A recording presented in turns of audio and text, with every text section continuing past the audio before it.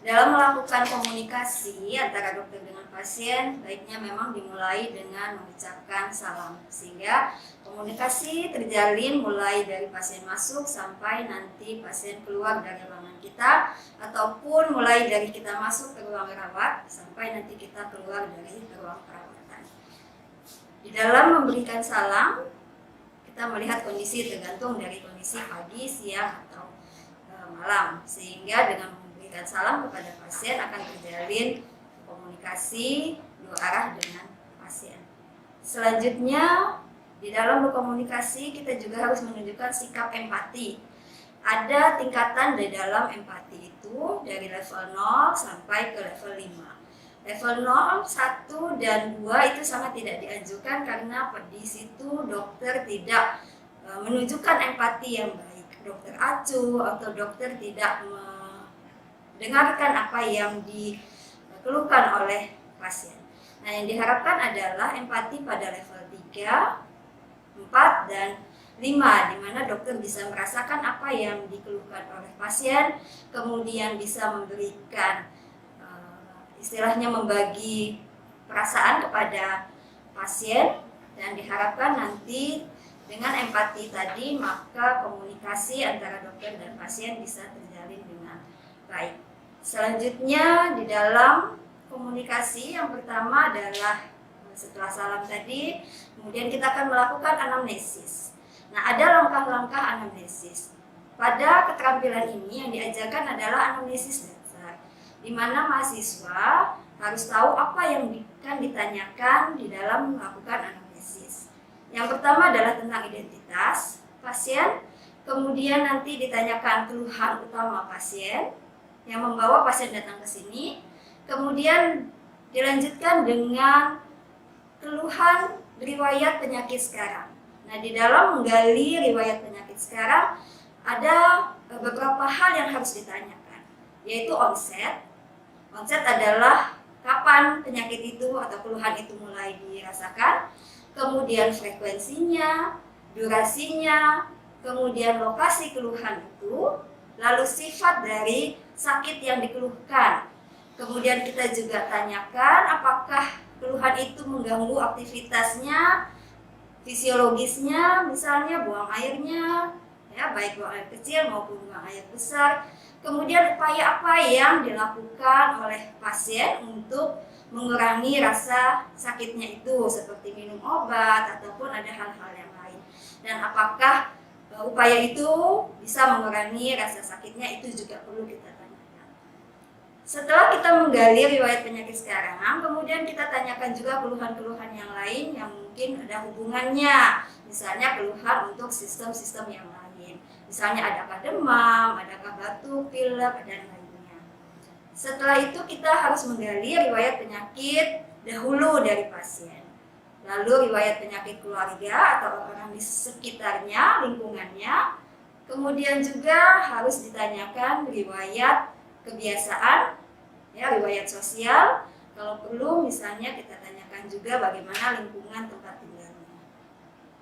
Setelah itu kita melakukan menanyakan kepada pasien apakah pasien ada yang ingin ditanyakan kepada dokter, dan kita harus memberikan tanggapan dengan baik.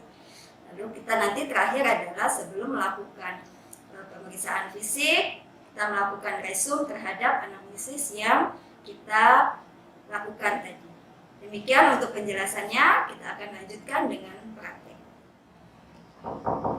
Ya, silakan masuk. Ya, silakan Pak. Silakan duduk Pak. Selamat pagi Pak. Pagi dong. Ya, kenalkan nama saya Dr. Terwati Pak, yang ini bertugas di Poliklinik. Boleh tahu Pak dengan Bapak siapa Pak? Nama saya Khairil dong. Pak Khairil ya. Umurnya berapa Pak? Umur saya 50 tahun. 50 tahun. Pekerjaannya Pak? Pekerjaan saya PNS Pak. PNS masih aktif ya Pak ya? Masih aktif dong. Ya. Alamatnya di mana Pak? Alamat rumah saya di Jalan Keraton, Makassar, atau nomor 160. Nomor 150. Oke, Bapak datang ke sini ada keluhan apa Pak? Saya datang ke sini ada keluhan rasa sakit di bagian perut, bagian asal. rasa sakit panas seperti terbakar. Oh gitu ya Pak, ya pasti kada nyaman ya Pak lah, ininya sakitnya lah. Iya. Ya. Mulai kapan itu Pak? Sakitnya yang saya terasa sakit ini sudah 4 hari terakhir. 4 hari itu terus-terusan kah Pak? Atau nanti hilang timbul gitu? Selama 4 hari ini terus-terusan dong. Terus-terusan ya, jadi kan ada hilangnya gitu lah. Iya dong. Itu jadi 4 hari, berarti lah mulai dari 4 hari yang lalu sampai sekarang ada hampir lah sakit terus lah. Iya dong. Nah, kemudian Pak, lokasinya tadi di mana Pak sakitnya? Perut bagian atas. Di atas itu aja. Iya. Ke tempat lain kah Pak? Dia misalnya sampai ke bawah kah? Atau sampai ke belakang kah? Tidak dong. Cuma satu tempat sini. Satu tempat situ aja. Panas dong. Ya. Nyeri dan panas. Oh iya, iya Pak. Bisa Bapak ceritakan nggak sakit nyerinya itu seperti apa Pak? Rasanya itu? Rasanya seperti panas dong ya. Panas seperti terbakar gitu loh. Ya panasnya. Ada mual muntah kah Pak? Kalau mual iya dong, tapi tidak sampai muntah. Sampai muntah ya. Mualnya. Mualnya mulai 4 hari itu juga ya Pak ya? Iya, sejak 4 hari ini yang terasa betul mualnya. Dengan sakit ini Bapak rasa terganggu nggak aktivitasnya? Misalnya Bapak jadi nggak bisa kerja atau nggak bisa tidur gitu? Iya dok, sangat terganggu sekali. Ya kadang-kadang kita pagi juga ada mau berangkat kerja rasa sakit gitu kan. Juga mau tidur juga kadang-kadang juga sakit gitu. Jadinya tidur kada nyaman, Iya. karena Sangat mengganggu dok. mengganggu ya. Buang airnya gimana Pak? Kalau buang air, alhamdulillah lancar aja dok. BAB-nya BAB lancar juga aja ya. lancar juga dok. Bapak sudah minum obat apa Pak? Sebelum kesini kan sudah 4 hari tuh. Sudah minum obat nggak Pak? Ada saya minum obat yang katanya ya yang di warung itu untuk penghilang sakit. Apa obatnya tahu lah namanya Pak? Seperti itu obat antasid untuk rumah dan obat paracetamol dok. Berkurang nggak Pak sakitnya? Agak berkurang dok, sementara tapi kambuh lagi dok.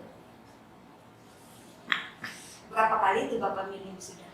Saya minum selama 4 hari ini ya seingat saya ada malam 1 kali, siang juga 1 kali. Jadi ya cuma tidur gitu kan. Jadi Bapak sudah minum obat tapi masih tetap sakit ya Pak ya, makanya Masih. Bapak datang ke sini Iya. Pak ya. Oke, nanti akan kita cari tahu apa penyebabnya sakit Bapak ini ya. Iya dok. Kalau keluhan yang lain tuh ada demam, Tidak sampai demam dok. udah ada demam ya, sakit kepala Pak, Sakit juga, kepala juga tidak sakit dok. ada batuk, pilek, Tidak ada dok. tidak ada ya, nyeri-nyeri di badan itu Pak, Tidak ada dok. Sebenarnya. tidak ada Iya. ya, jadi cuma di perutnya situ tadi ya, di bagian atas tadi ya, di Iya. hati ya Pak ya. Iya dok betul dok. Seperti terbakar. Iya, pasti mengganggu sekali itu Pak, tidak enak itu ya. Makan juga jadi kurang enak kan ya Pak ya. Iya dok. Sebelum ini Bapak pernah sakit seperti ini? Keluhan sakit ini? Enggak pernah dok. Nyeri-nyeri di perut Pak? Sebelumnya mungkin beberapa bulan yang lalu kah gitu? Oh dulu memang pernah, cuman kambuhan kayaknya kadang-kadang juga dok. Oh kadang-kadang Ya baru 4 hari ini dok yang yang banget gitu Iya. ya. Sebelumnya waktu yang dulu-dulu tidak separah ini gitu Pak Tidak ya, separah makanya ini. Bapak nggak sampai ke dokter ya. betul dok. Selain penyakit yang dikeluhkan ini, dulunya punya sakit apa Pak yang lainnya Pak? Pak ada kencing manis, Tidak ada dok. tidak ada darah tinggi, Tidak ada dok. terus ada apa Pak lagi yang seingat Pian?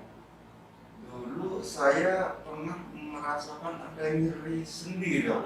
Nyari sendiri Nyeri ya. sendi di lutut nih juga. Karena perjalanan juga pernah. Nah itu dok yang pernah. Terus untuk nyari sendinya itu Pian apain Pak?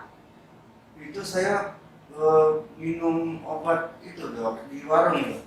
Untuk menghilangkan sakitnya itu, nyeri itu saya beli obat di warung. Obat apa ya Pak? Obat penghilangkan rasa nyeri kata orang-orang gitu dok. Oh gitu. Terus berkuranglah rasa nyeri Pian Untuk yang sendi nyerinya, tadi. untuk nyerinya tidak terasa dok. Nah, Ya hilang gitu lah, segera hilang nyerinya. habis minum obat itu kira sakit perut? Enggak. Setelah minum obat nyeri sendi yang dari warung tadi, Pian merasa sakit nggak perutnya? Nah itu mungkin saya setelah minum itu beberapa saat kemudian saya ada merasa perih dulu dok, ya Iya, perih. iya, iya. Sudah lama lah berarti Pian minum obat nyeri sendinya itulah, sudah sering lah. Betul dok, setiap kali ada rasa nyeri saya langsung minum itu. Memang kadang-kadang kita harus hati-hati Pak kalau minum obat, apalagi yang kita tidak tahu gitu ya. Iya. Aturan minumnya seperti apa, gitu kan? Jadi keluarga Pian ada yang sakit seperti ini Pak? Tidak ada. Nggak ada ya. Kalau penyakit yang lain, kencing manis, darah tinggi, ada Pak di keluarga Pian misalnya? Setahu saya tidak ada dok. Ya, Iya. yang tinggal serumah dengan Pian nggak ada juga ya yang sakit Iya. seperti ini ya? Tidak ada dok saya. Oke. Sehari-harinya Pian minum pernah kan minum yang ada alkoholnya gitu Pak? Tidak pernah dok. Tidak pernah. Iya. Kalau merokok Pak? Tidak juga. Ya juga. Kalau aktivitas fisik olahraga atau seperti apa gitu Pak? Iya, kalau dulu sering dok saya olahraga gitu. Sebelum ada sakit ini dok ya, sering naik sepeda gitu kan. Yang main bulu tangkis juga dok. Berhubung sekarang lagi ada sakit seperti ini, terganggu dok aktivitas saya dok. Oh, ya, jadi mulai berkurang ya aktivitas olahraganya. Mungkin karena yang sakit sendinya tadi Pak ya, jadi agak bergeraknya itu terganggu begitu ya. Sama dengan dok. Oke Pak, nanti kita akan melakukan pemeriksaan Pak ya terkait dengan penyakit Bapak. Ya, Bapak sebelum saya melakukan pemeriksaan, mungkin ada yang ingin Bapak tanyakan atau Bapak sampaikan dulu? Iya dok, saya ingin menanyakan, kata orang nih dok ya, kalau sakit di ulu hati seperti terbakar seperti ini nih, katanya bisa-bisa jadi penyakit jantung gitu dok.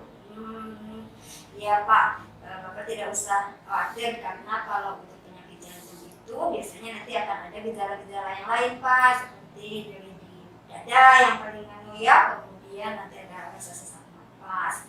Nah kalau melihat riwayat Bapak sih saya curiganya bahwa dari ulu hati Bapak ini itu disebabkan oleh Bapak minum obat nyeri sendi tadi Pak. Jadi ada beberapa obat nyeri sendi yang kalau kita tidak tahu cara memakainya itu bisa menimbulkan rasa nyeri di ulu hati gitu Pak. Jadi bukan karena penyakit jantung.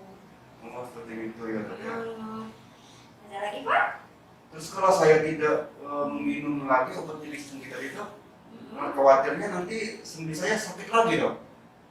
Iya, jadi Pak, saya tahu kekhawatiran Bapak seperti itu kan di satu sisi Bapak takut nyeri perutnya, tapi nanti takut juga kalau nyeri sendinya lagi gitu muncul lagi kan? Nah, itu dok. Nah, jadi nanti sebaiknya Bapak periksa dulu nyeri sendinya karena apa, sehingga nanti bisa diberikan obat yang tepat untuk nyeri sendinya Bapak.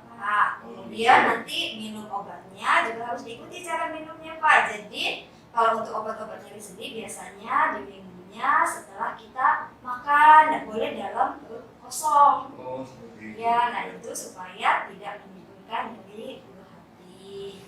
Itu Pak, jadi jangan khawatir Bapak ya. Oke, gimana Pak? Sudah Jadi, jelas atau ada lagi Pak? Kira-kira bisa nggak dok ya disembuhkan sakit saya ini? Iya Pak, saya paham gitu ya, Bapak takut nanti kalau ini tambah parah gitu kan. Iya dok. Pada beberapa pasien juga seperti itu Pak gitu ya. Tapi nanti dengan pengobatan yang teratur, Bapak juga mengikuti nasihat dari saya ya untuk mengkonsumsi obatnya dengan benar. Kemudian jangan lupa pola makannya harus dijaga gitu ya. Insya Allah nanti penyakit ini bisa disembuhkan Pak dan tidak akan bertambah parah. Tapi Bapak harus tetap mengikuti apa yang disarankan oleh dokter. Seperti itu Pak ya. Saya berharap sih mudah-mudahan Bapak setelah selesai program di sini bisa di dalam kondisi yang sehat kembali, bisa beraktivitas kembali. Ya begitu ya Pak ya. Kita akan lanjutkan dengan pemeriksaan fisik. Pak, nanti saya cuci tangan, Bapak silakan ke bed. Bapak bersedia ya untuk saya periksa Pak ya? Bersedia dok? Iya. Oke Pak, silakan Pak.